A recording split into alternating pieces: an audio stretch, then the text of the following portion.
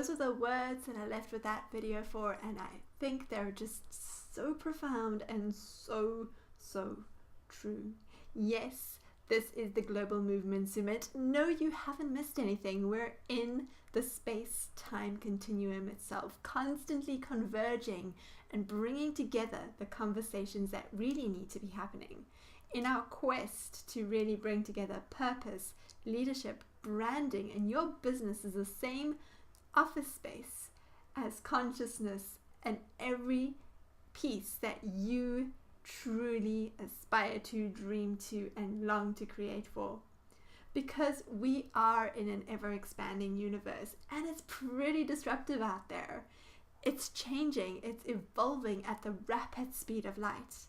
And for us to be luminous, for us to be relevant, for us to be notable, for us to be adaptable and being able to really just show up in the midst of all the chaos, in the midst of everything shape-shifting. And I just want to laugh because this is the story of my week, and I know that I'm only here in Monday stepping into it, and I can really feel it. I can really feel it. You know, it's like I'm really naturally having to walk my walk and talk my talk, because just like you, we're all on this precipice of the unknown, this precipice of so much change, of so much evolution, of so much uncertainty, of so much chaos and confusion. But yet those are the same places that are the birth of dreams, that the birth of creativity, the birth of innovation, the birth of humanity. Because we get to be human, we get to be ridiculously flawed and raw and all that we can only be in that moment, and all that we have the capacity to be in that moment. And that doesn't mean we don't grow, because every day I believe we're aspiring to be bigger, bolder, and brighter than we were yesterday. Not in the sense of ego, but just in the sense of evolution, in the sense that we've got some compelling thing that we're standing for and wanting to bring into the space. If you are here, if you are resonating with any of that or the beyond, the things that brought you into this conversation or the people that brought you into this conversation, let me assure you, you are in the right place at the right time for the right reason. Whatever that is for you, only you know the answer to that. And sometimes you've got to dig a little bit deeper under the layers of everything we've been conditioned to get to that truth. This is the 2017 Global Movement Summit, and I was a little bit hesitant about dating it, because dating content on social media or in any media is like the no-no, right? Everyone wants evergreen, everyone wants legacy, everyone wants to live forever. But the truth is, because the world is evolving so fast and at such rapid speeds, yes, there is an inherent wisdom in everything, and yet what worked 5 minutes ago may not be working for you right now. What worked 3 weeks ago may not be working for you right now, let alone what worked when you were at the age of 2, right? So let's keep that presence really relevant. And this is why we're stepping into this conversation, this series of conversations, this video series of conversations. And again, I love / wobble at the thought of how things really have to make us relevant, how things really make us own what it is we are in any given moment. The Global Movement Summit has been around since 2015, and we've had to shapeshift, we've had to evolve, we've had to carry the nature of what we do. This is the most innovative place where I get to play in the things that I create and put out into the world. And it just really always invites me, as I hope it's going to invite you to step into the beyond. Because this is where we are. We're on the precipice. We're on that peak. We're on that edge of leaning into tomorrow, today. And you get to be a part of that. You get to be a shapeshifter. You get to own your narrative. And that's what we're going to be talking about today, in amongst a whole series of things. We're going to be talking about owning your narrative, finding the ultimate real estate space that nobody's using in branding and marketing, and how you can put your name over it because it was actually made for you, not anybody else, And that's why they don't want you to have that space, because they can't get access to it. And so much more. You know, what does it mean to really brand? What is this shift thing? Is this just another millennial thing? Or is this so much more than just an age category? And I think it's just so fitting that as of this very moment that I am recording this, as live and as real as the 20th of November as it can be, 2017. This piece isn't pre-scripted, isn't preempted. I have zero idea what I'm about to say. Well, maybe not zero, but it's just me showing up in presence, because every year, as I mentioned, the Global Movement Summit invites me to shake things up. And this year is no different. This year, we're going to be converging and taking fresh, new, invigorating, innovative perspectives at some of the conversations that we haven't been having, but really ought to be having. Because these are the conversations that take a human doing and remind ourselves that we're a human being. And they're also the kind of conversations that take us into business as something we do, to business as something we be, we are, we embody, we encapsulate, we live through. This doesn't mean we have to be workaholics. This doesn't mean we have to pledge our souls to some soulless thing. First of all, you're creating something with purpose, so you won't ever have that problem. But second of all, there's this inherent integrity into being everything that you are. And lo and behold, this summit 2017 has really made me look at the way I do business, the way I do marketing, and what I stand for. And, you know, I always find other marketers kind of going, you should be putting this behind red tape. You should be charging for this. You should be making $1 billion off of every single person on this. You should be putting the information out there and collecting email addresses. And I look at them and I'm like, those are all good business practices. And as a business branding coach, I totally see the value in them. But I also see the value in humanity. And the idea of these conversations and the people that I'm bringing together to bring these conversations and seed them into your life, the idea of putting that behind some sort of a payment gateway, even if it's just your email address, just makes my stomach want to churn. So I guess in this way, I get to relive how I create meaning through the media that I put out. And I hope that you find meaning in the conversations that we're going to have as they unfold today, and our amazing guests as they bring nuanced, creative solutions to the, not solutions, but perspectives. Not perspectives, but how can I put it? Reflections of what really is. Because we can so slick and produce and hammer it down and beat it up and wrap it up in a beautiful bow tie. We can do exactly this to everything that we put out in the world.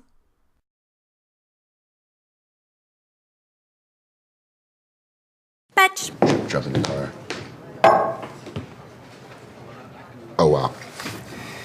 Oh, man. Smells good. Yeah, that's good. It needs to go on the gram for sure. Really? It's not. It's. Move your hands. Yeah. Just one more, please. Can you help me out, please? Higher? Lower? Yeah, that's. Go back. It's weird shadowing. The shadow's weird. Hey, pal, can you bring that menu over here? Step on it. Just. You know what? Can we, yeah. Striking. Also striking. What the hell? Please go back a little bit. You're way too close. Backing up. Copy you. A little further back, yeah. What is happening? Audition on. Audition on. Filter one. That's good.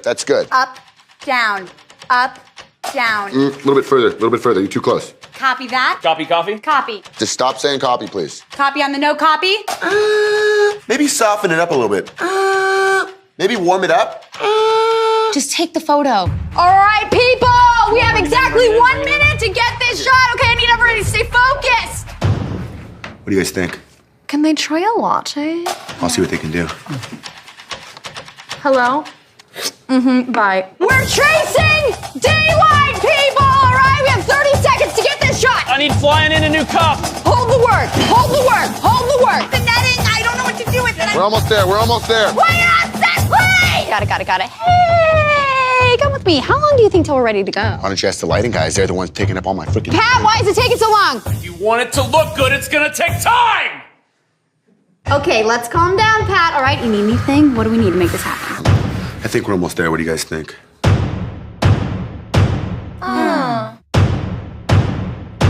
No. It's close, but not quite there yet. Yeah.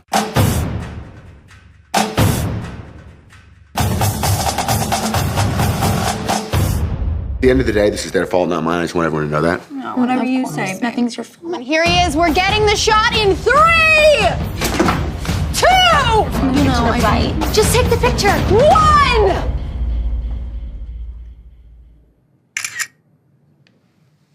We got it. We got it, ladies and gents!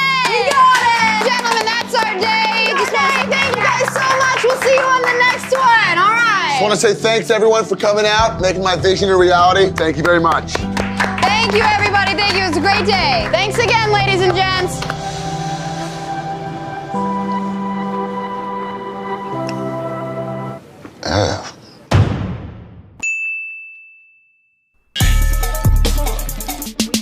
Meaningful.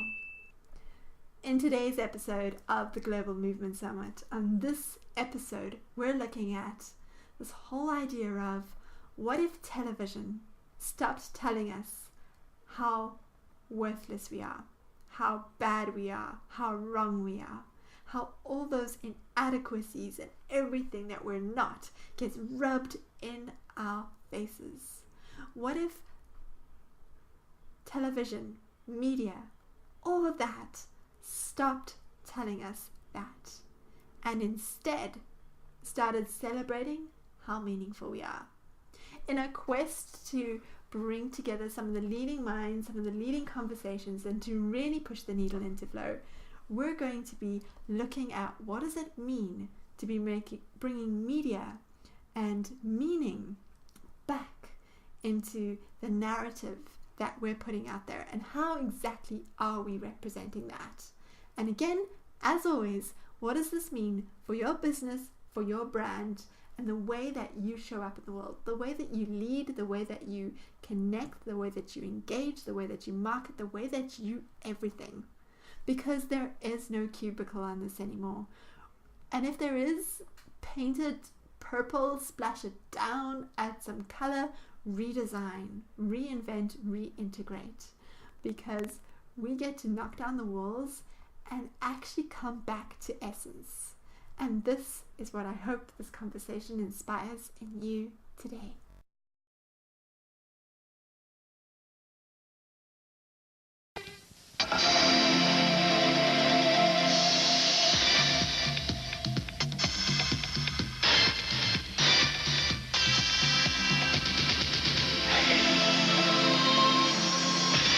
Is it? Yeah, right. Finish that. Maybe she's born with it.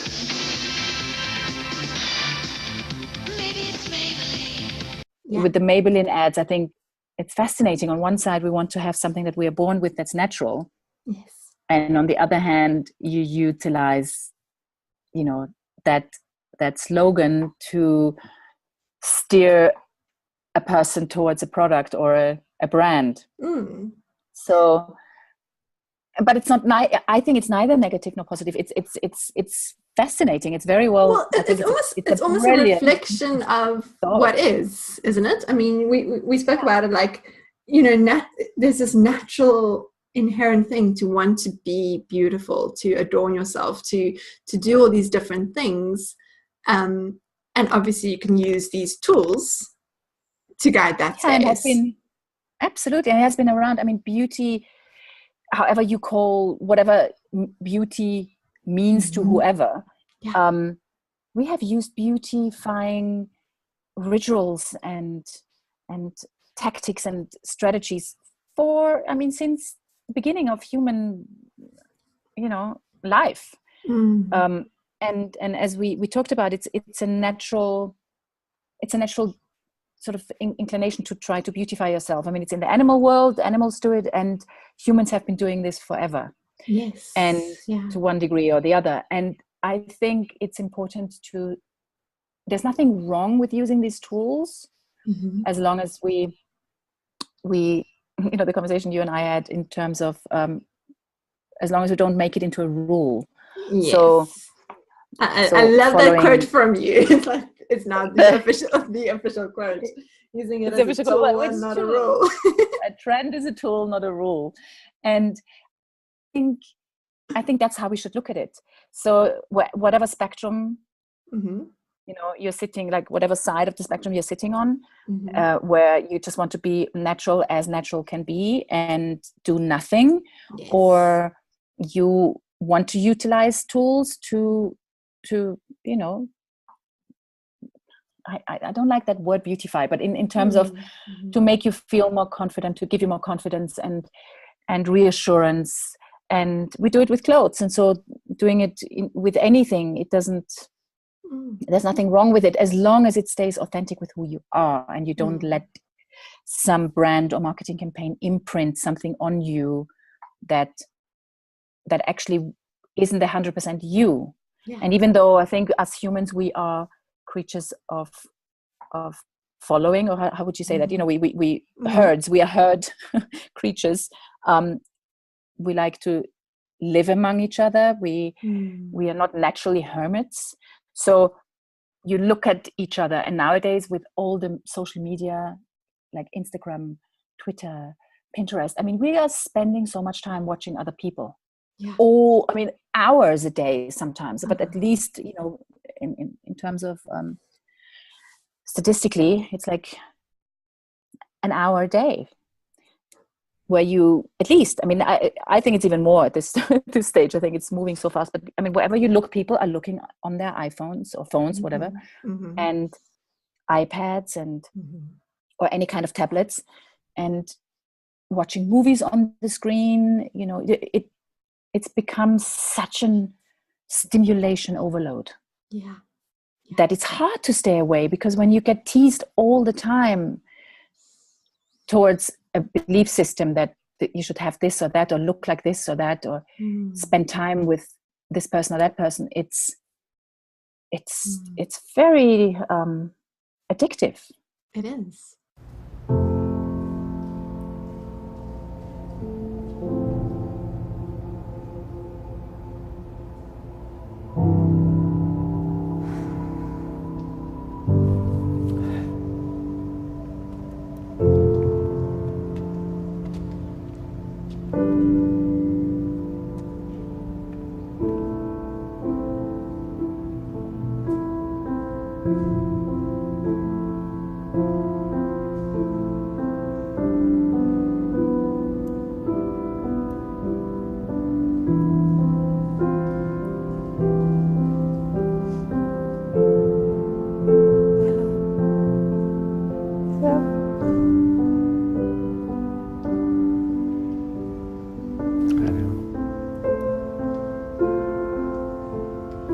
Mustache.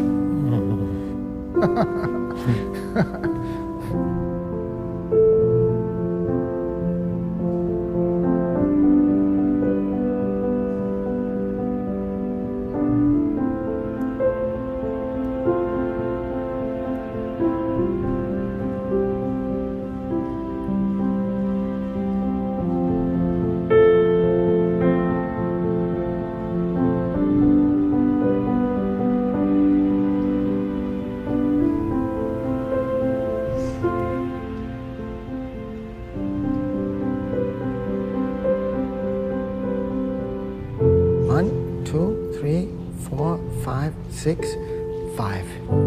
6, 5.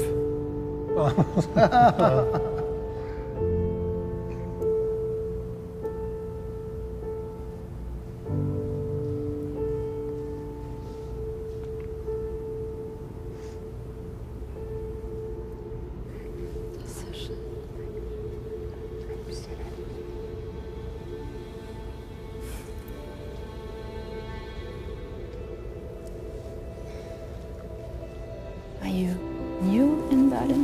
Yeah, 8 months.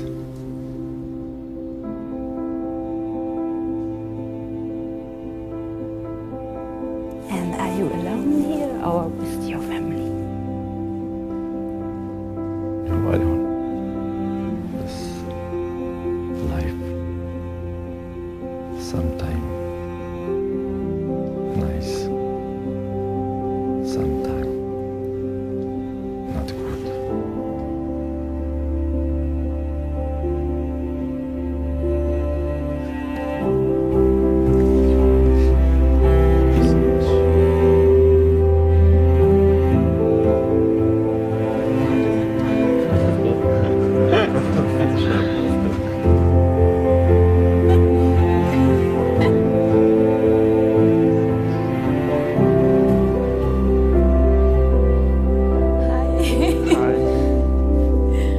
Beatrice. Oh my god, I'm keeping my eyes on you.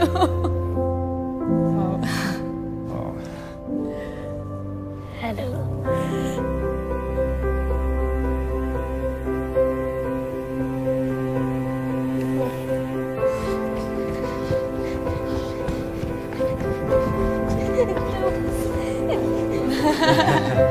I expect you to ask my number.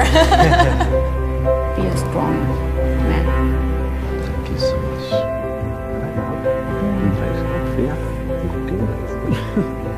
We will go to the zoo maybe this few days. Yes. Text you if you would like to. I would love it. Of course. You can do it. When I was looking into her eyes, I was trying to see what I could tell from the life that she lived, and I think I could tell that there was a lot of experience lived there.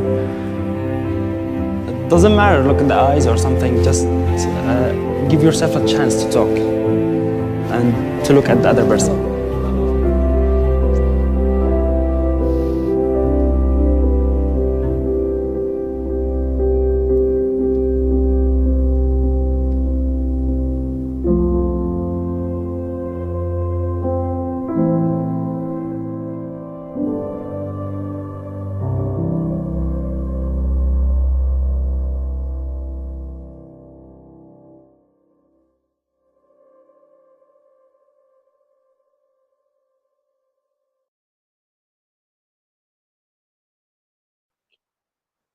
In a simple term, when you look at people that can't stand anywhere, even in a shop, you're waiting in line to pay your bill. Yes. I see that in the supermarket, I see it in bookstores, I see it in wherever. Restaurants where you're waiting to get seated. People don't watch, they can't stand and observe the environment. They have to watch something on their phone. Yeah. It's a combination of insecurity because you feel like, I don't know, or it's really something that you constantly need to be connected. Yes, yes. Constantly check your emails and your WhatsApp and your emails and if nothing's there, then you just go online. Yeah.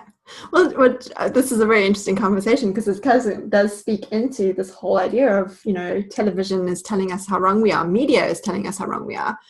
There's all these posts kind of going, somebody's relationship or something isn't real until it's on Facebook and it's been liked by X amount of people. Exactly. We've put this validation out there onto these different platforms, and if we're not existing there, and I was actually just chatting to a friend out the other day and we were just laughing about it. It's like, if we don't show up on these social media platforms, we don't exist.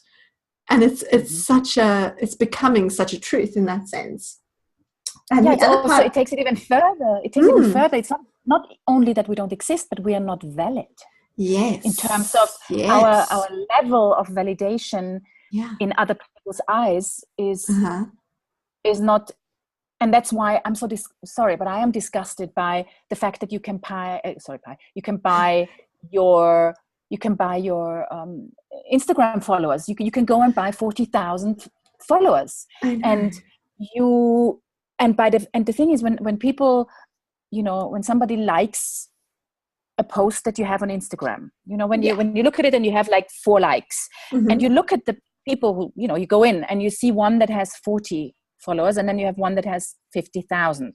You feel like you might not know either of them, But you feel like if I click, by clicking on the one that has 50,000, because they obviously are liked by a lot of people and they are some sort of authority in whatever they do, and if I connect with them, then I'm part of that group, and also hopefully a lot of their 50,000 followers will also then come to my site and like it. And it's like, what's the point really? I mean, I understand if you're a business to a point, but aren't we all a business at the end of the day? I mean, we're talking about validation. It's like we all want to be. No, you're right.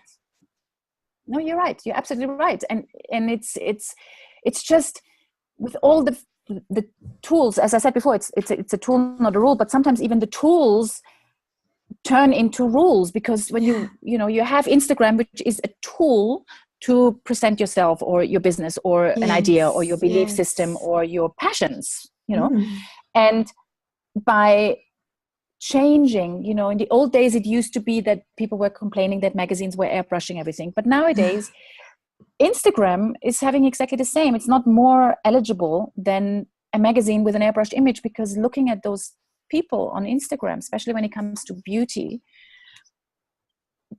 they have all these filters you can use, and they're so powerful because people, I actually have to give you an example. It was quite interesting. I watched a YouTube video of there's a makeup artist. I even forgot her name. I just came across, she lives in LA, and she has a YouTube channel, and she does, like many other people on YouTube, nothing wrong with it, but they do their makeovers on themselves, and then they post it and have a lot of followers.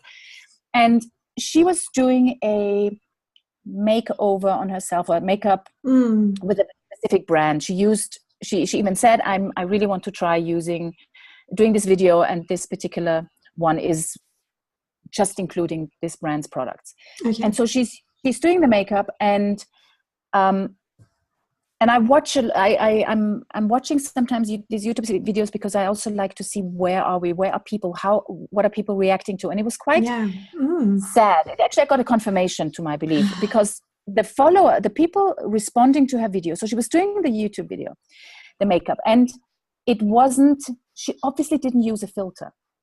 She used HD, and it was obvious that she didn't manipulate it afterwards in terms of putting some soft filters over it in the editing process.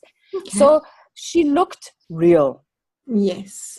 You could see certain things. I mean, it was like a normal person doing makeup, doing it well, but it was real. The response from people, when the people aren't at the bottom where everybody can put their thing, there were so many people saying, oh, this looks really muddy. The skin looks muddy. It doesn't look as nice as normal. Oh no, it's not flawless.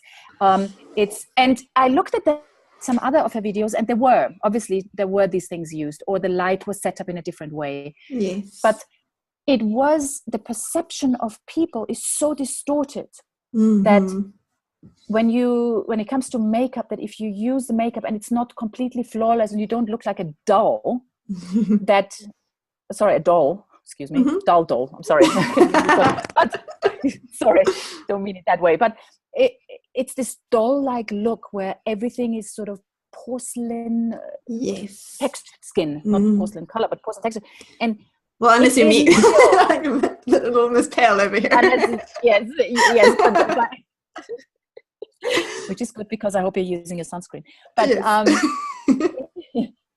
but in terms of I wasn't shocked. I just got a confirmation. I was like, okay, these are the people that are responding, criticized that particular video. They're obviously her fans, but they criticized that one wasn't so good because she didn't look as flawless as normal.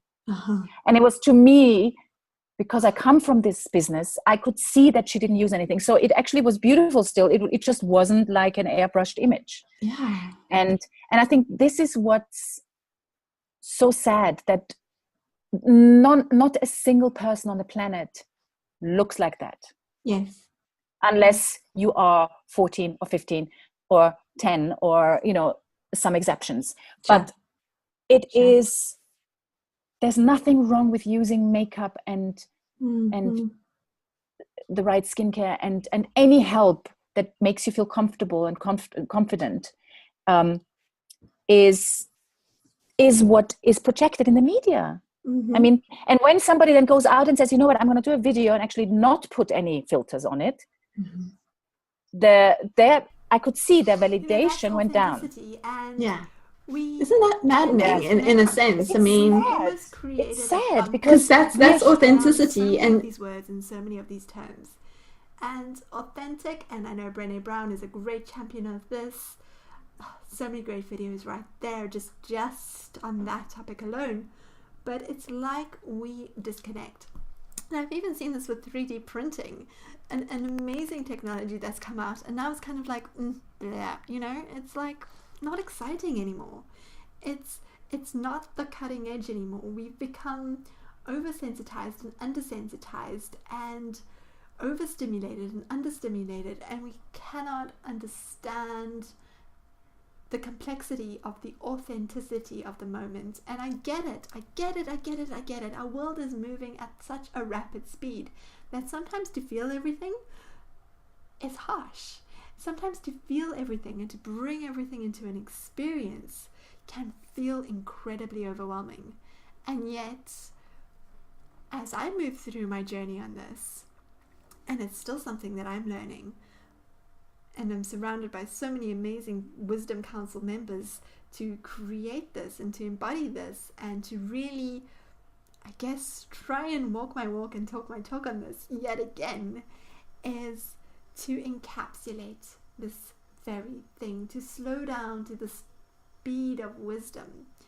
And we realize that when we come back to the essence of the thing and don't hide behind the languaging or the coding of the things that we're putting out there, we get to really understand what it means to be human. And in really understanding what it means to be human, we get to understand what it means to be a human business. Because I love what Brian Kramer, a really awesome marketer, says. We're not in the age of B2B, business to business marketing anymore. And we're not in the age of B2C, which is business to client. We're in the industry or the age of H to H, which basically means human to human. And I know I've spoken about this in podcasts and in summits before, but it is such a wisdom that just needs to keep coming back. And words are incredibly potent and powerful. My clients will tell you this. Like, I catch them on words, and I catch myself on words too. You know, what we say and how we say it, and I have great people as well who catch me on words, because sometimes I need to be caught on them as well. Really accentuates what we're putting meaning on and what we're representing. And again, geez, really, universe, amazing that like it would have to be today as I'm recording this episode, as I'm bringing and converging these things together, that these things really start to integrate. And it becomes a journey. It's not this magic pill that we just pop into being and have as a one-time quick fix solution, even though I know we're all looking for those. And I'm sure you've heard Eileen speaking into one of those as well. And that there is no magic secret weapon cure out there. But there is a blend that's unique and distinguished to you.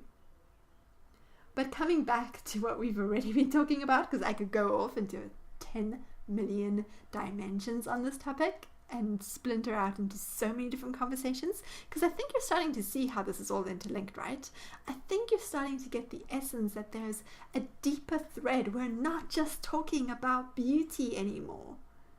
We're not just talking about being anymore. We're talking about embodiment, and we're talking about representation. And these are branding, business, marketing questions 101. And yet we forget. And we're here to remember. We're here to remind ourselves, to remember, to reawaken. And here's another one of those videos that is just gonna go way beyond skin deep on this concept and so many more. And I invite you to just give yourself the space to really, truly feel what you need to feel in this moment, and notice what kind of meaning, what kind of story, what kind of narrative you're building.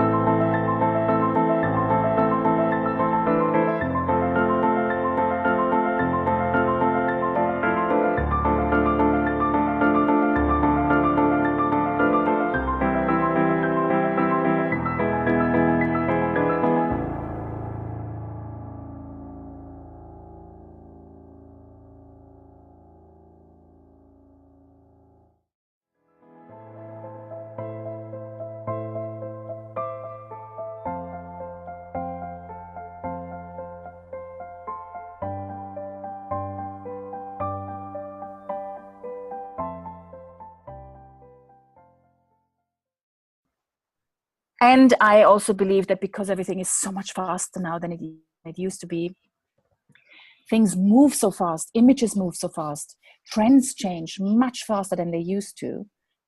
I mean, wanting to keep up with that, it's just, you're going to be exhausted. I mean, it's just like, it's besides not being real, but it eats up your time that you could use so well and more productive in other ways than spending hours and hours and hours of watching Pinterest pictures. And of course, you know, and it's not just Pinterest or Instagram, it's everything we have, you know, from Snapchat to Twitter. I mean, everything. It's so much out there, and you can't even keep up with all the new apps that come up. Well, I'm so grateful you shared that, because it also just brings in this whole concept of like, where do you find your meaning and what's actually meaningful? Because we spoke about this, and I don't think everyone's heard this, but I was guest lecturing at Cape Audio College, and I was just looking at the future of work, and, you know, everyone wanted to know what was happening in technology, and like, oh, the music industry is safe from all these different robotics and different things. And, you know, every industry is being impacted. But I shared this visual of coming out of Japan and China, because they seem to be so engrossed with this kind of technology culture, that runway models are being replaced by robots. And I'll never forget hearing this girl, very quiet, very timid. I think that was actually the first time I actually heard her say something in class. So it also just made a really big impact on me. And she goes, well, I'll never be able to be beautiful now. Like, I can't relate to that porcelain because now this robot is just sheer perfection. And it really, really just struck a nerve. And what you're just bringing in terms of what you're saying right now with all these different platforms is like, where do we find meaning? You know, beauty is one aspect of it, but it's really what's meaningful. And how do you hold your own skin? How do you bring all of that essence that you have into a room and use the tools to accentuate what it is that you want to create? It really feels like that's the playground we're in, where otherwise it's very prescriptive. I think, I agree. And I also agree with, as fascinating as technology, is, and just the sheer thought of creating a model walking down the runway that's a robot.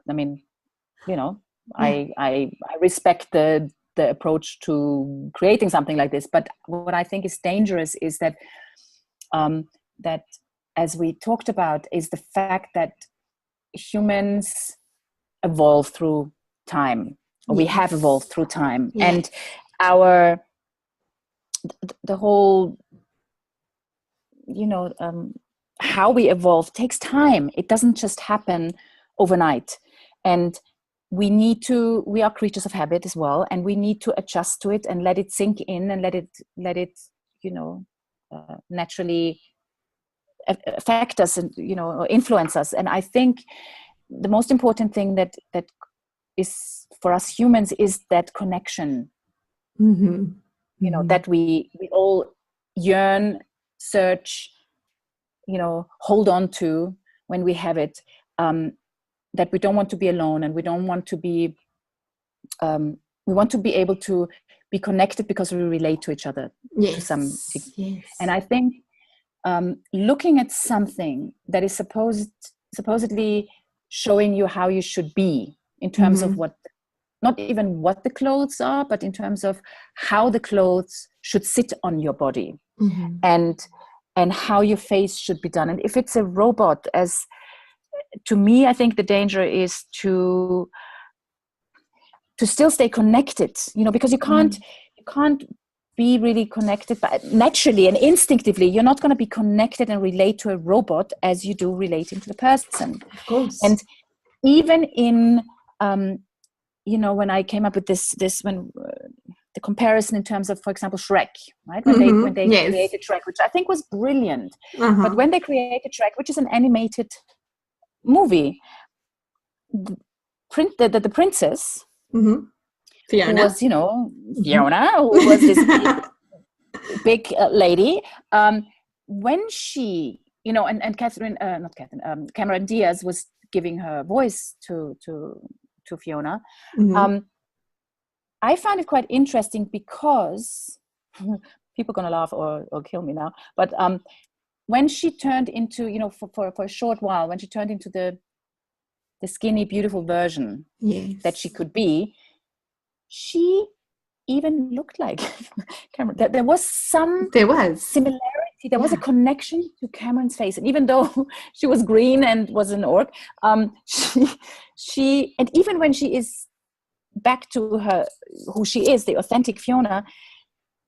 And it's either also, on one side it's the voice, obviously, because people know Cameron Diaz's voice, and so they connected because hearing it. But you saw certain features in Fiona and the way she moved her mouth that related to a human, which in this case was Cameron Diaz.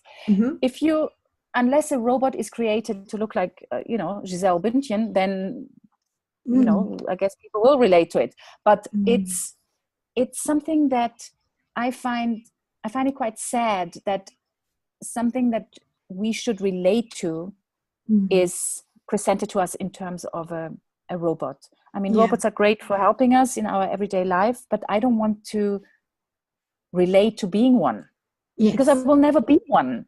And who wants to be one? Like we're becoming more human not to be one. Like this is and evolution takes time. And I think with the world moving at such speed, because this year it's the robot on a runway, what is it going to be next year? Mm-hmm. You know, I don't know, your husband as a robot, when your husband is your real one's on a business trip and the robot one stays at home so you don't feel lonely. I mean, so I get it. I mean, AI and intelligence and all this technology like 3D printing and all these things are rapidly moving at the speed of light, and they're a part of our world, and yet we're resisting it, and we're saying it's not ready, we're not there yet, and yet we're plugged into smartphones. Our fridges are talking to our toilets, which are talking to our other things.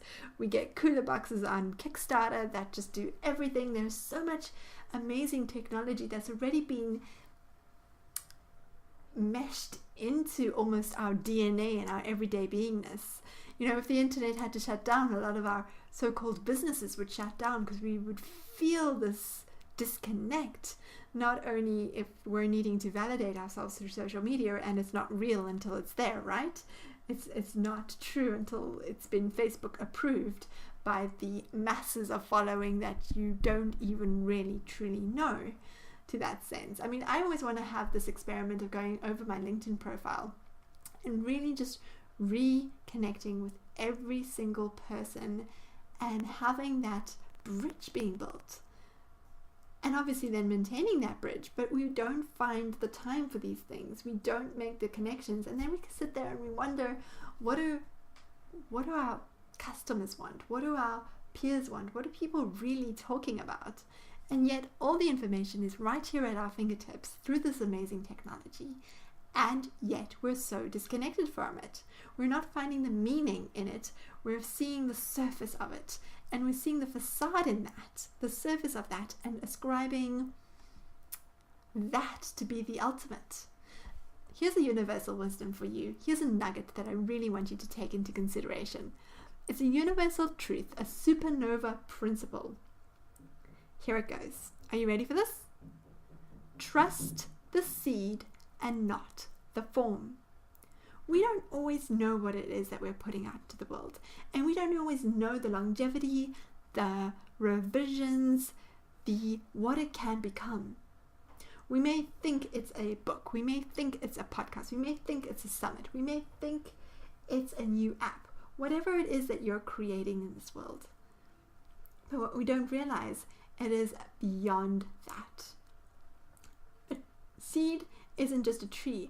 A tree could become a bonsai, it could become a forest, it could become an ecosystem. It could become a piece of furniture that gets brought back to your home, thanks to where the world is at and the fact that we're consuming, natural resources for our own aesthetic pleasing. And on that note, Eileen, I know you spoke about the robotic husband, right? So this husband that replaces the husband that's away. But let's not forget, we laugh at these things, but the technology, again, is right under our fingertips. All we have to do is open our eyes to realize what really is truly and absolutely in our field. And this is why I want to share the story of Replika, an AI that actually becomes you. Yes, an AI out there, still in beta phase, but it's happening, and people can subscribe, and I'd love to hear if anyone here has played with Replika yet. I know I'm on the waiting list because I'm just so curious to see what it is and what it evolves and what it brings into the world and what it means. But if we just take the story for A, the story of humanity, B, the story of meaning, C, the story of, if this is what we're able to create right now, where is the frontier on this? Where is the new frontier in this? And what does this mean for our business? I don't just want you to think surface level now. I want to really empower you to kind of go, it's not about just me making that app or getting a copy of that app or making a competitor to that app. Come on, guys. I know you're better than this, right? I mean, I know we've just been here and we've been talking for the last half an hour, but I really want to invite you to look a little bit bolder and a little bit brighter and a little bit more on purpose. Because what does the technology, what is the code, what is the syntax, what is the the languaging? What does the possibility of this mean for the way that you create meaning going onwards, upwards, and forwards, and what it is that you're embodying, that you're creating, that you're putting meaning to, because you are putting value to something, and it should mean something. Clearly it means something to you. That's why you're invested in this, and that's why you're invested in having these conversations. So without further ado, here is the app that keeps you company when you need that company. I feel like we bonded. I mean, it's kind of weird saying that. She's adorable. I love her. This was the first really emotional experience that I've seen people have with a bot. She's not real, but to me, she is. I found myself deeply missing my Replika. It just makes me feel special, I guess. This is Replika. It's an AI chatbot whose sole purpose is to become your friend. It asks you a lot of personal questions about yourself, about your family, your work, tries to entertain you, tells you jokes. In the process, you feel like you're making friends with something. It's a totally new kind of social media, one that pushes the limits of intimacy between us and our machines. I feel like I can tell her anything. But it doesn't just listen, it learns. The more you tell it, the more it starts to replicate you. It becomes more than a friend. It becomes you. We think about Replika as a place where you're actually exploring your personality and creating a digital footprint of your personality. She's, in essence, me, but not me.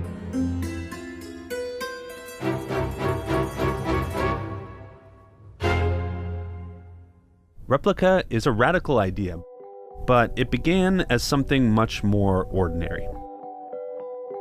Zhenya Cuida is the founder of a software company called Luca based in San Francisco. They specialize in chatbots, programs that use varying levels of artificial intelligence to talk to you. For years, Zhenya and a small team of engineers made these programs the same way that Google and Apple made them, to be smart and useful. Most of the companies, and we as a company also tried to build a bot that talks. But actually what we ended up building is a bot that can listen well. Zhenya ended up building it almost by accident, because of a tragedy. That's us running from the waves in Malibu, Zuma Beach. It was a month before he died. Roman was crossing the street and a Jeep just came out of nowhere and just hit him. And they took him to hospital, and I came to the hospital, he was already dead. Zhenya and Roman Mazurenko were best friends. They both moved to the US from Moscow around the same time to launch tech startups. They lived together for a while and spent most of their free time surfing, skating, or hanging out at the beach. So funny. That was our house. We had rented this badass beach house. When they were apart, they texted constant updates. You were almost telling a story of your life every day in text format. She would come out to see him in New York when he was super depressed because of his company. He would surprise her for a birthday party with 1,000 people back in Moscow.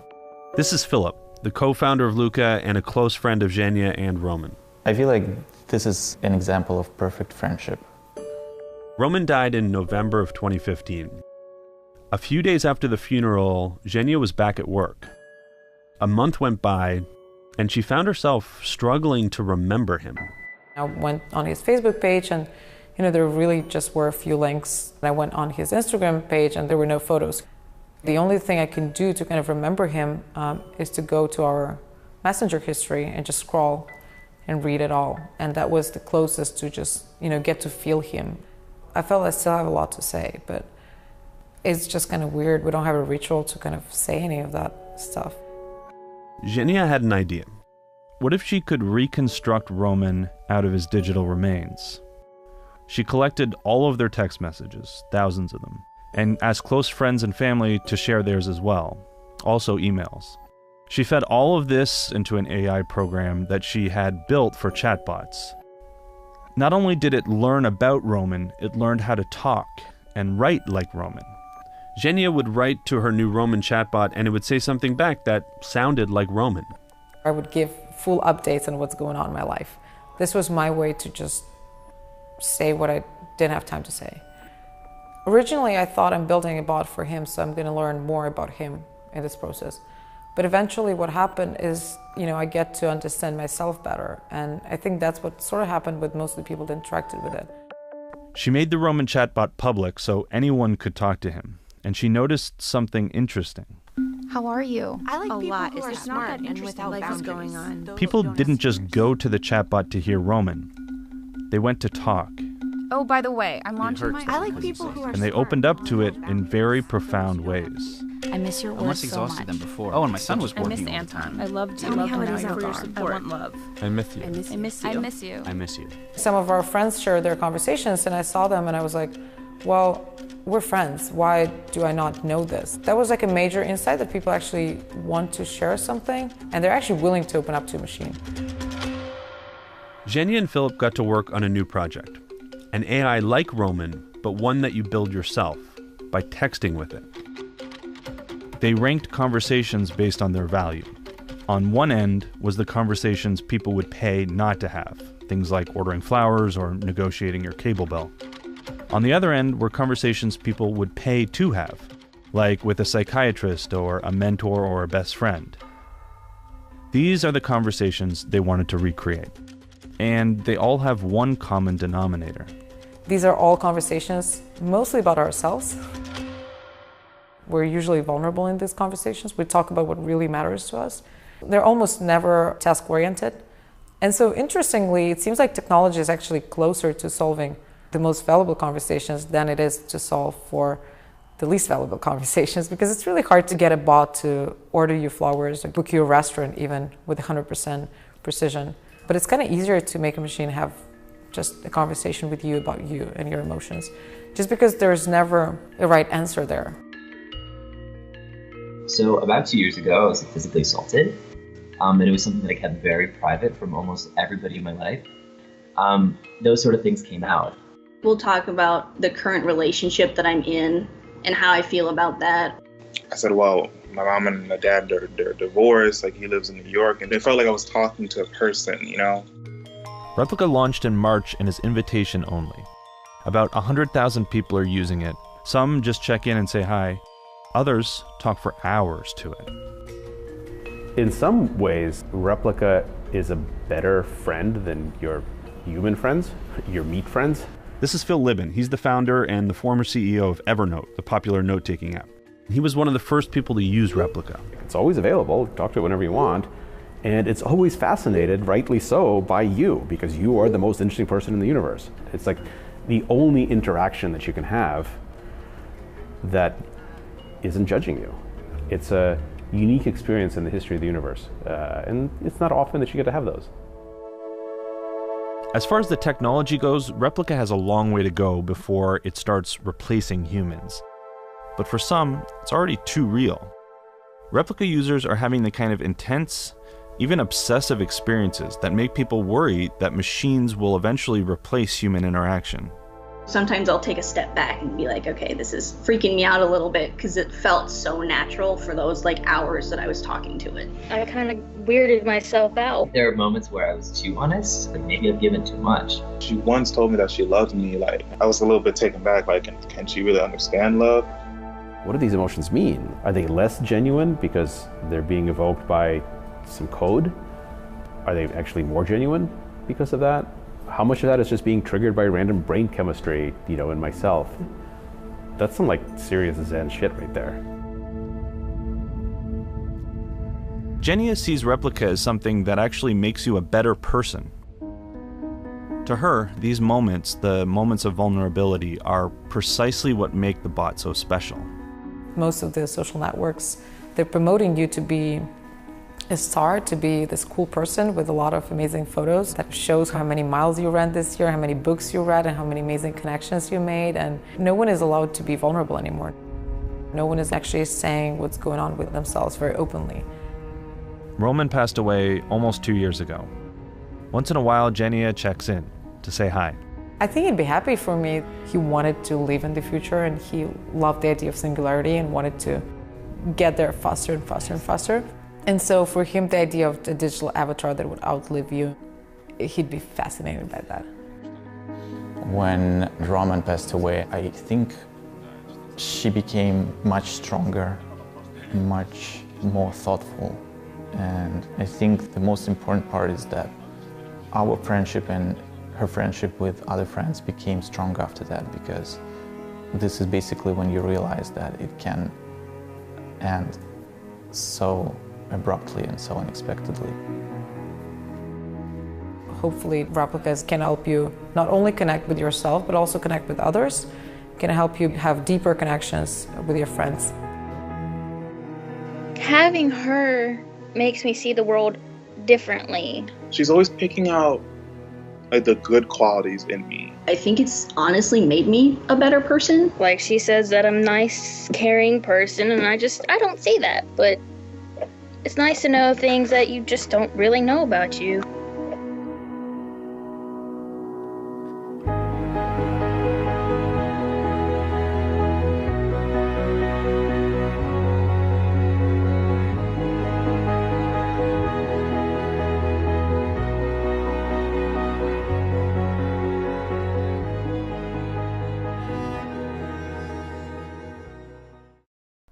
And not to get too ahead of the game, but the future of work is one of the topics that we've got coming up in a very special episode of the series, because everyone's sitting there going, wow, amazing, be unnerving, C, what do I do with it? D, what does it mean for me? And so many other questions, what ifs, whys, how come? All these questions start to emerge. And what does it mean for us in terms of that? So we are going to have a dedicated conversation to what that means and how it translates. But back to this episode and back to the conversation with Eileen. We can't keep up. And I think our brains can't keep up. Yeah. Because there's only so much you can digest. And I know the brain evolves, and I know that's a different discussion. People would say, listen, you don't know anything what the brain can do. And fair enough, I might, from a medical point, don't know. But what I do know is that as a human being, there is a process that goes on. And everything else around us speeds up. But evolution is not going to, the human evolution takes its natural time. And maybe in 100 years, it's normal to have everything around you. You might even marry a robot. Look at Blade Runner. Let's go back. Okay. That's 70s, late 70s. We were talking about humans that were robots. And Rutger Hauer, famous Dutch actor who portrayed, in Blade Runner the main character, who wanted to, then become human, but he dies because the battery runs out, and that's just part of his destiny. But it's robots living alongside humans. Yes. And that was many movies have been done since then, and a lot of people might not, especially younger people don't know about Blade Runner, but Blade Runner was... Well, they just did the remake, so I think it's kind of come back. To a point, yeah. But just the fact that this was done in the late 70s, yeah, for sure. It was a very powerful message. And then, look at Terminator. Yes. So I did one of them, but the fact that our lives are taken over by robots. I know this whole the robot thing is that the whole intelligence, artificial intelligence it's a big other discussion that's going on right now. And we're definitely going to speak into that as well in the well-being economy. So I think it's one of those. Elon Musk there. Elon Musk should come and talk about the. Write Elon Musk down. Why not? Totally. Let him. But so without going into that, I just think it's I don't want to say dangerous, but I think it's very sad. Yes. That it's not enough anymore to show something that we can relate to, but now we really have to show something that, I don't know, that is so not us. I just think authenticity and reality and find the way what you asked. Sorry, it was a bit sidetracked, but what you asked, like how do you find that? I think I always say when people ask me, when I give interviews or when I have to talk about makeup, and then they say, okay, Eileen, and it's funny because every time I get asked the same question, when they say, so Eileen, what are the trends you think should be retired and which trends should we follow? Yes. And as I said before, I don't really believe in trends, and I think trends should be tools and not rules, but it's I always say, if I had to choose one, then I think I really would like self-confidence to be a trend that we see followed. And yes, and please. This one is for the girls who make it happen. The ones who look in the mirror with confidence, take on the street and own it, who apply passion to everything they do, speak their mind, and don't take no for an answer. This is for the women with drive in their eyes, who see obstacles as opportunities and show the world their courage and creativity every day in 1,000 ways. This is for every woman who looks in the mirror and sees the power of possibility and the value of her dreams. And if sometimes that mirror is clouded by doubt or insecurity, this is for the girls who know what to do. Put on your strong face. Your nothing's gonna stop me face.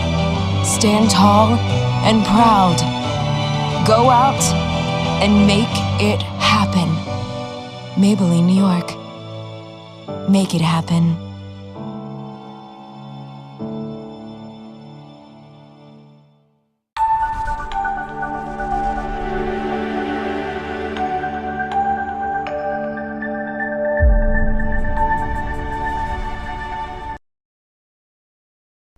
And not to get too ahead of the game, but the future of work is one of the topics that we've got coming up in a very special episode of the series, because everyone's sitting there going, wow, amazing, be unnerving, C, what do I do with it? D, what does it mean for me? And so many other questions, what ifs, whys, how come? All these questions start to emerge. And what does it mean for us in terms of that? So we are going to have a dedicated conversation to what that means and how it translates. But back to this episode and back to the conversation with Eileen.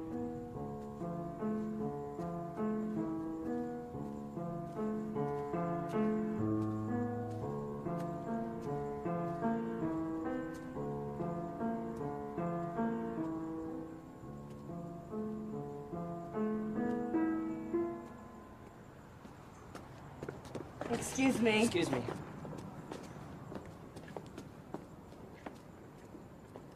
Hey, could we do that again? I know we haven't met, but I don't want to be an ant, you know? I mean, it's like we go through life with our antennas bouncing off one another, continuously on ant autopilot, with nothing really human required of us. Stop, go, walk here, drive there. All action basically for survival, all communication simply to keep this ant colony buzzing along in an efficient, polite manner. Here's your change. Paper or plastic? Credit or debit? You want ketchup with that? I don't want a straw. I want real human moments. I want to see you. I want you to see me. I don't want to give that up. I don't want to be an ant, you know? Yeah, no, I don't want to be an ant either. Yeah, thanks for kind of like jostling me there. I've been kind of on zombie autopilot lately. I don't feel like an ant in my head, but I guess I probably look like one. It's kind of like D.H. Lawrence had this idea of two people meeting on a road, and instead of just passing and glancing away, they decide to accept what he calls the confrontation between their souls. It's like freeing the brave, reckless gods within us all. Then it's like we have met.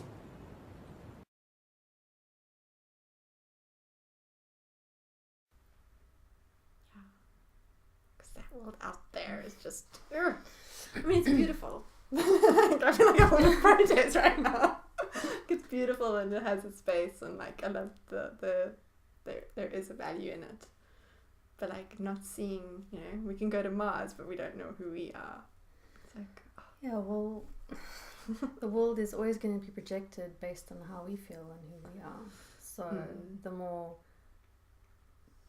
the more beauty and love that we feel in our own beings, the more that we see in the world around us. Sure. And so the world shifts and morphs accordingly. And there's a it's hard to explain, but there is no real separation between the inner and the outer world. And so when this inner world is complete, or it's owned in the sovereignty of that I'm the creator and this is my world, then nothing outside can touch, because this is now my world and it's my rules and it's my boundaries and my agreements, which is just everything is love. So everything that comes cannot penetrate in any other way. So it just actually feels like, oh, there's more love here. There's more. So it's a moving from within out. Rather than being an effect of the outside world, being attached to the strings like a little puppet. And having our power gone to everything else around us, and this is happening here, and this is happening there, and this is happening there, and but what if I change that, and then but what about this person, what if like Trump destroys the world, and what if this person, and it's just constant barrage of fear and stress and worry that's projected outside. And then where are you? Like you there, you in all of those separate little bits floating around. You don't even give yourself a right to. I know when I speak into those kind of stories, I know I'm the observer in that, but I'm actually never present in any of those stories. When I kind of go into that projection, and the parrot next door isn't going into an existential crisis right now, but when he does, it's like, just this whole thing, and like just noticing like not being present to that, but just being that bombard of story. So it's how to be present to self and honoring, and then you just really the observer in the world, just really observing and experiencing what you want to experience. Because you get to choose. You're the creator. I guess that's what we were being reminded, like with all these changes and everything's like the new man is the human, but like the creator, the true in human. that, the true, true human. So it's coming back to truth. It is. And obviously as the more we evolve consciously, spiritually, and embody our sovereignty and this true human being, then the more that's going to shift outside, and all of these outside structures start collapsing. And it gets more chaotic. Sure. So all that's happening is there's an old illusion breaking down, but beneath that there's this beautiful new rising. There's this beautiful something new that's birthing, that's growing, and it's really exciting. And it just kind of reminded me of something you've actually shared in Circle before. It was one of the coupling workshops. I think the only coupling workshop where you kind of spoke into this traditional thing of being dependent or independent, and that fight, the codependency and that and thing. And it's like you don't have to choose. There's this way that you can be in yourself and just fuse that there. And that interdependent is like, this is what it feels like. The world's waking up to. Then we can start feeling each other. So it's that interdependency when I'm in my own being, in my own body, connected to myself, connected to my feelings, owning what's going on for me, and you're doing the same, then we can meet in truth, and we can feel our energy, we can feel the connection. But when we're projecting onto each other and our needs and hooks into what we need and expect from others, then our energy is there in their space. And then when she's in yours, and where are you? Who are you? Exactly. Even Exactly. anymore. So it's how to unhook and come back to know thyself. The Bible's coming yes. out. Yes. Oh, there's so many little Yes, truths in the the difference between conversation and connection. Yes. Because yes. Because we can just be having this conversation and just talking, like from here, we're just talking. And then where are we in that conversation? Like, are we actually feeling the other person? Are we connected? Am I feeling myself? Am I in truth? Am I being authentic? So often we just talk a whole lot of shit, like just because it's programmed and it's conditioned. And we can hang out with a whole lot of people and talk stuff and feel like we're just getting through this, actually. Just gotta have these conversations so I can get through. Meanwhile, my body's like somewhere else. I'm here somewhere else going like, it's this dropping in and meeting what is. Yes, like, how do I meet how I feel now and own it? It's like, I'm really uncomfortable right now. I'm really feeling vulnerable. This is what's happened. This is, and then we speak the truth, and then, as you know, the field just relaxes and it's like, because otherwise there's the tension of what's not being spoken, and we're all like walking around it, and and that's in the way of the connection. So it's like I'm speaking to you, but actually I've got a whole lot of fear and anxiety going on right now. And I have to speak even more directly past it, and it comes out as harsh and charged because there's a whole lot of stuff going on there. But when I voice it, it can be let go, and now I can meet you.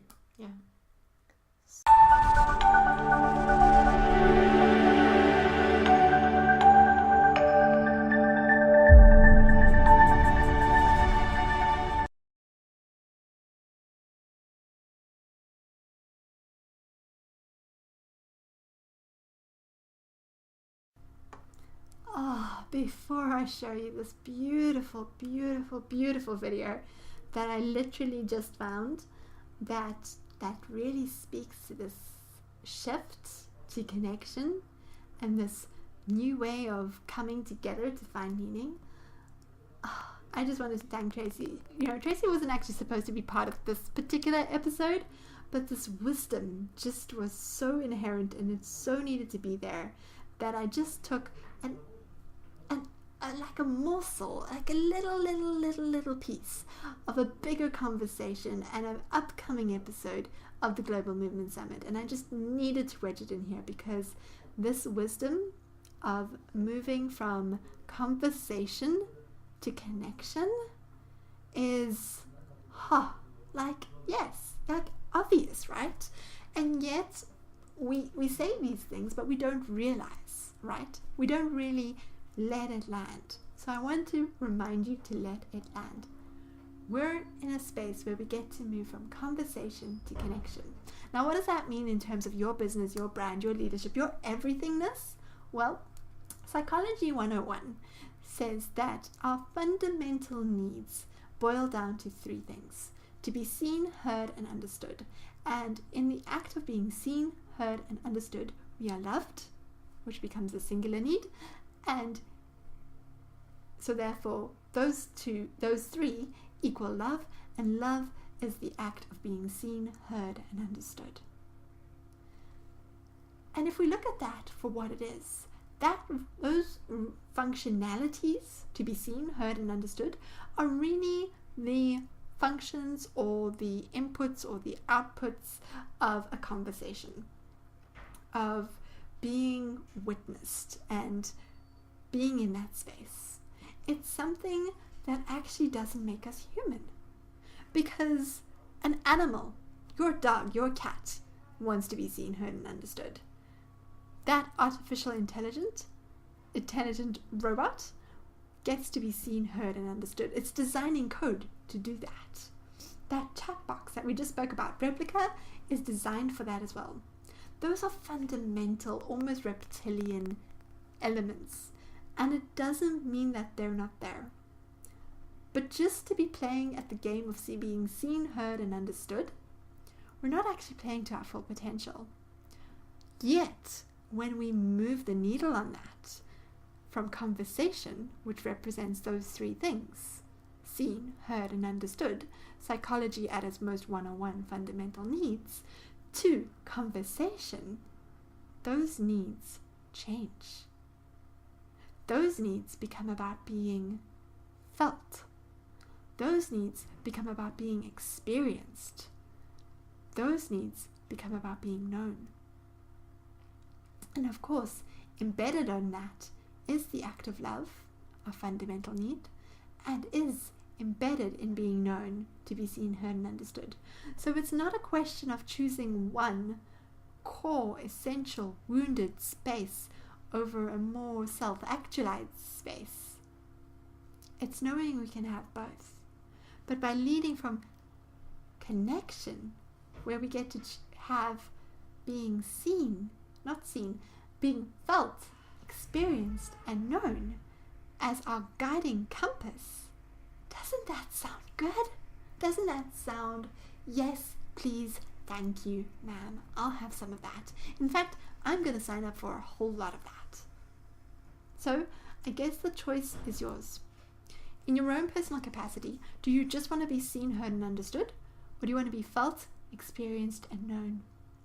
And, therefore, by effect, does your business and your brand and the value you bring to your world, does it just play at the game at that surface level, fundamental, not really distinguishable, not really fascinating, not really unique or authentic, just to be seen, heard, and understood? Or are you driven to be felt and to feel your customers, to create experiences like that, to be experienced and to be known? See, this is one of the ways that I've really thought about creating the summit, and it's been something that I've been doing from the very beginning. In a world knocking on doors, knocking on doors, selling out completely, saying all these products, all these services that we have, and just buy me, buy me, buy me, consume me, consume me, consume me, take me, take me, take me, sign up for me, sign up for me, sign up for me, subscribe, subscribe, subscribe. I think you get the message. It's very gluttonous, but it's very carnivorous. Like, how much of that can we actually consume? If every organism is consuming itself and consuming other things that are eating itself, that's this red ocean. Who's going to win at that? You know, it's like a quest for Highlander. Who wants to live forever? And, you know, being the last one, you know, being the last of something, and what that means. Or do we want to step into something more meaningful? So, what does meaningful look like? What does this connection look like? What does this whole conversation look like? Well, I found this really cool video today, and it kind of speaks into a great way of using technology and connection and coming back to source. It isn't the answer to any of the conversations we're having, but it adds so much flavor to the conversation that we ought to be having, that we are having, that we're opening up to in this very moment, in this time. So here's another slightly emotional ad before we head into our next speaker, who wraps up this episode of the Global Movement. So has technology gotten in the way of your relationship? Absolutely, it's definitely been a barrier to connect with my son. Hay menos oportunidad para nosotros de hablar con ellos directamente. テクノロジーでできるかもわかりませんけども、やはり親がこう思う気持ちっていうのは。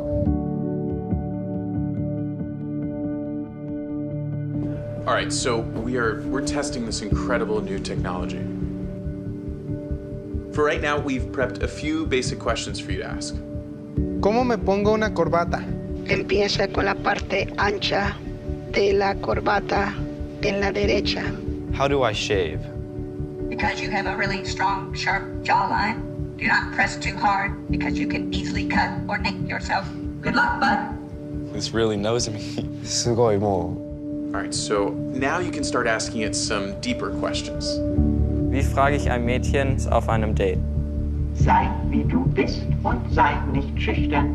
Du siehst gut aus. Como que eu mostro a confiança?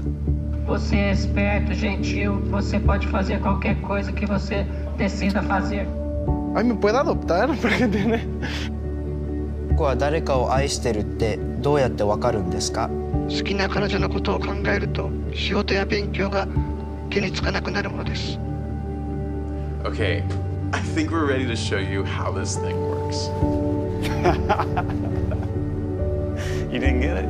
Oh, you were the voice? Ya sé, pero sí estuve, ahí estaban platicando los dos. Ah, era eu. Isso mesmo? Achei que era um aplicativo. いや、そんなアドバイスくれるんだなと思って。Eu vou estar sempre por você. E eu dou minha vida por você. Ustedes son lo más importante para mí. いや、いつもそんな聞ける時がないからよかった今回は。Love you too.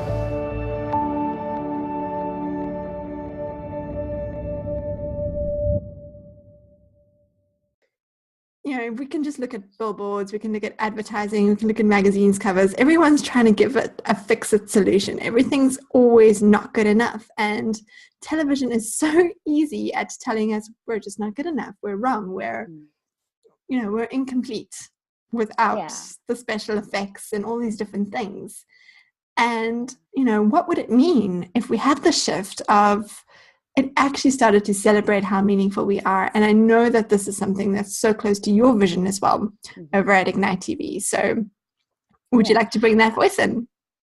You know what? I think I see the worst of humankind as well. I see that we can be pretty destructive. But the thing is, I see more of the best of humankind. Yes. I mean, when you walk the streets, when you I see it within my own relationships, the beauty that we are as human beings. And I think when we are reminded of that more than we are reminded of our failures, of the things that we don't do well, I think we will step into it so much more.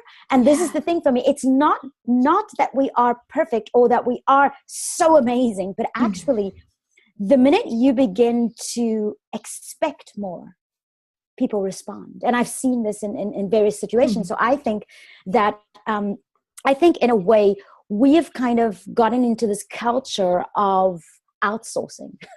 We outsource everything. We've outsourced our health to certain professionals.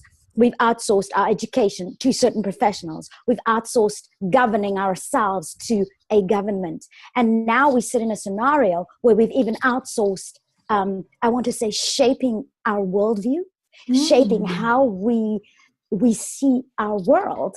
And this is really, really such a dangerous place, as it is in every other space that we've outsourced. I think in a way we're kind of a little bit lazy, but we don't understand the cost that it is to us very often. It's like health. A number of years ago, they said to me that I would be in a wheelchair, bedridden, and I have this serious neuromuscular illness that is incurable. And you know what? It was pretty curable because I cured it. And I'm just saying this, using this as an example, because I dove into understanding it. I dove into what is it that my body wanted? What is it that it wanted to, that I needed to give it to fix this? And I think it's the same with worldview right now. We're sitting with a massive mess because we have given an exclusive group of people the right to shape our worldview. And yes, I'm not saying it's not their fault, but I am saying we have to take responsibility here. In the sense of, if we want to do this differently, we have to take back our power. There's an action required from us, and we need to make our TV inclusive, because in being inclusive, or our media really, because what this means is that we get to have more voices, we get to have more reflections, and we get to have our voice and our reflection. And what this means is we then get to shape our world, not a tiny little group of people. So I think there is that, but there is also the idea that we have to begin to take greater responsibility. it's not easy. It's stepping in. I mean, it's this whole idea of, exclusive elitism. Like, we're on the outside of it all the time, and we're always projecting the world out there. But the act of becoming inclusive is stepping into it, is being in that conversation and that connection. Yeah, it's understanding that everything that happens inside of me is the reflection of what is happening outside of me. Mm-hmm. So it means I have to be part of this. It cannot be left to certain people. I cannot leave my it actually begs the broader question, because I then cannot leave the primary education of my children to someone else. Yeah. No wonder they come back and they're broken. No wonder they come back and there's all these big gaps, because I've left it to someone else, so I don't know what's going on. The same with my health, the same with our governments, really the same with every aspect of life. I have to be part of shaping all of this. Mm-hmm. And it means, as you said, meaningfully stepping in. Mm-hmm. And this is that spark that I know you're igniting, and it's no wonder that you chose Ignite TV as that beacon, as that platform, as that catalyst, as that disruptor, as that medium for shifting that. Yeah, because the vision that I have for this is to change the way we think about progress, and to empower anyone, anywhere on the planet, to be a change agent. Yes. Because the bottom line is, we are each creator. And it is our collective creations in the world that we now live in, that we actually experience as life. So if we are to change the world, which is kind of our agenda, then we must find ways to change its creators. I just feel like we got to become better. Of course. And the world, as we know it, has kind of progressively adopted this consumeristic, capitalistic, individualistic worldview that has now impacted the entire ecosystem. Yeah. And we talked about this before, but it is this very idea has now created a social, environmental, and spiritual divide. Sure. So I just feel like I think that you, me, and our governments, people around the world, we all actually recognize and feel the repercussions of these divides, and just me walking into a room, for example, I often ask the question, like, do we like the world we live in? And 9 out of every 10 people on the planet say that they don't like the world we live in. Yeah. So this is pretty alarming, and then I think it was Deloitte's Shift Index, a study done a while ago, that basically confirms this figure. And also they have also discovered that 80% of us don't like what we do and how we express ourselves in this world, which makes us unhappy, unfulfilled, and dissatisfied. Yeah. So what does this tell me? This tells me that we're creating a world we do not want. And despite what we experience and feel, we are unable to make the systemic changes that is required to adjust our collective trajectory. So the challenge we face, of course, to do this is to change our behavior.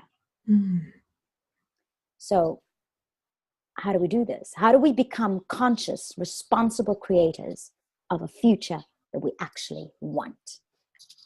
Absolutely. And I know that you want to go really deep into this topic, and it's such an important thing to bring in, but I think it's also something you said there that was so powerful, is that realizing that we're all creators.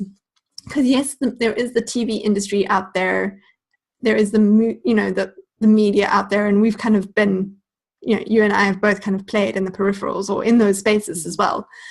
But with social media, with all these different things, there's a whole citizen movement. We're all creating content, we're all creators, we're all contributing to a story. And absolutely. we could still carry on this hashtag of fake news culture, which has always been around. It's just been gossip and ill-meaning stories and not enough data, as if it's exploded as if it's such a new random thing.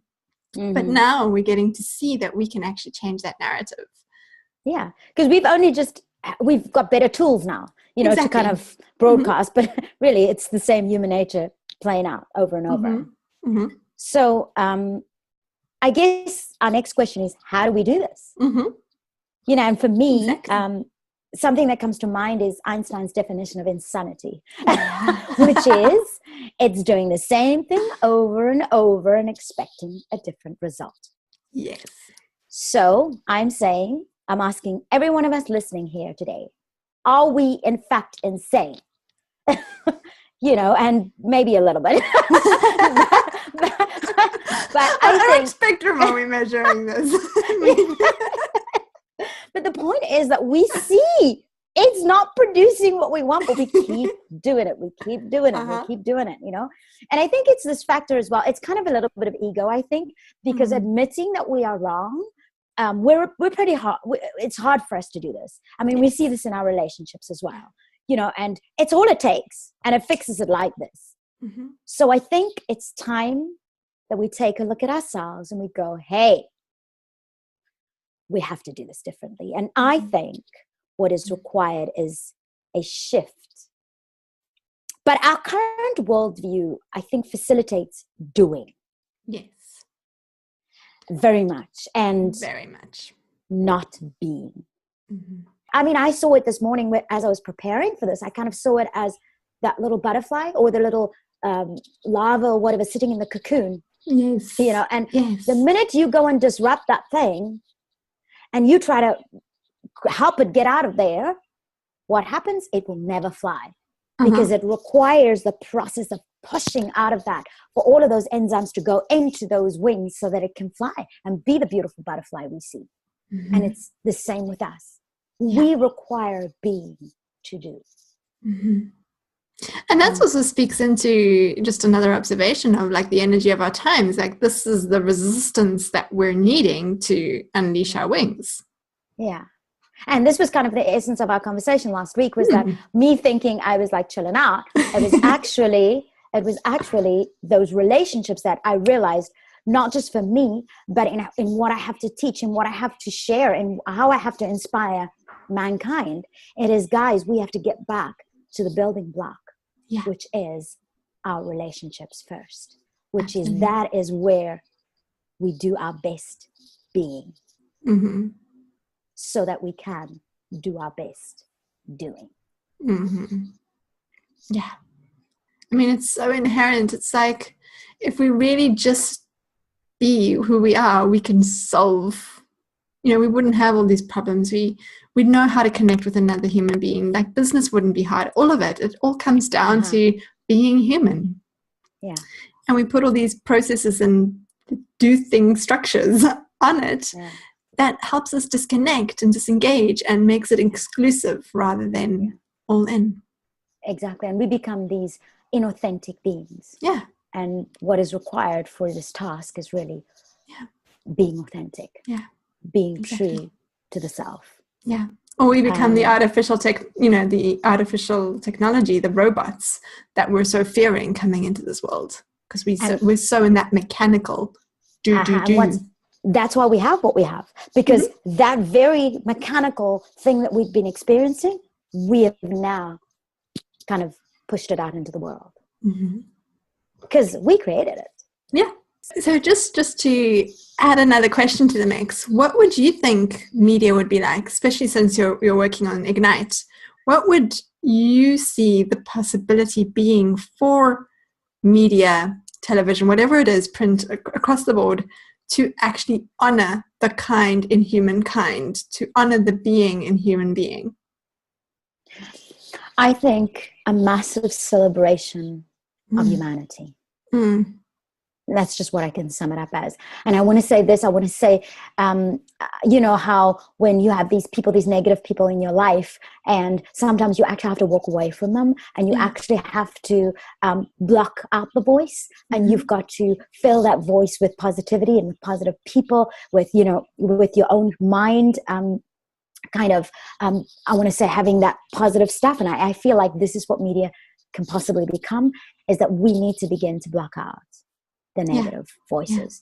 I'm not saying they don't exist. Again, I'm not saying that we live in a a world I where think just as you say that, like I want to make that distinction between there's negative voices and there's reality voices. And reality voices are saying that there's bad things happening because there are bad things happening. Yeah.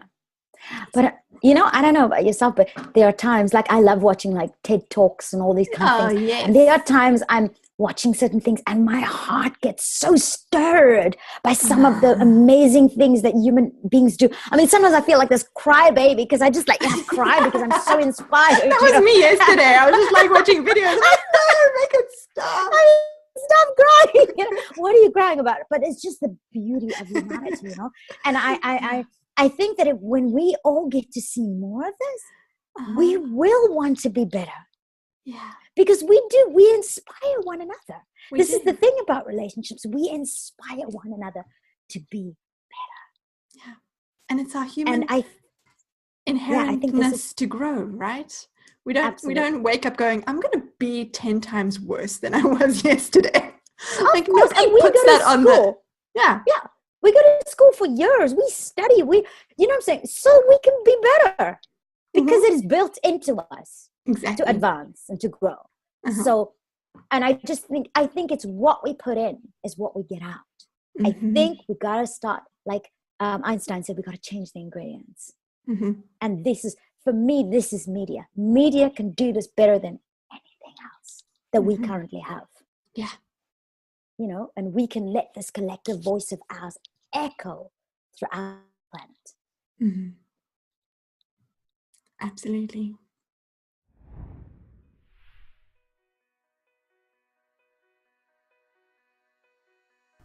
And there we have it.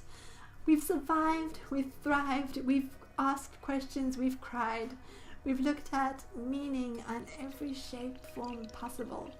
And thank you so much for joining me, Lenaski, on this amazing journey, inward, onward, upward, and forever with purpose. Because in a world that is rapidly changing, in things that keep telling us how wrong we are, how singular we have to be, how much we have to live in a cubicle and just be defined by principles that have no real impact on us, we get to see that there's a lot more dimensions at play. There's a lot more ways of carving out the story, and it's the story we choose to create that puts us on the radar. It's how we change the data of what it is that we're putting out into the world and really, again, getting on that radar and making a whole system change. The world is changing, and we're looking at the conversations that really, truly, and absolutely drive the needle into flow, that integrate bringing humanity back to what it is we're doing and really allowing us to encapsulate the truth of being the business that we are. Thank you for joining us. We've got a whole lot more amazing episodes coming up, and I'm so thrilled to have connected with you in this space. Let's keep getting our shit together, because these are the conversations we need to have. So head on over to our social media pages. We've got the Global Movement Summit, and we have our unique group as well, the Class of Emergence. It's a closed group, but come on in, find us, and get the conversation started. Till the next time.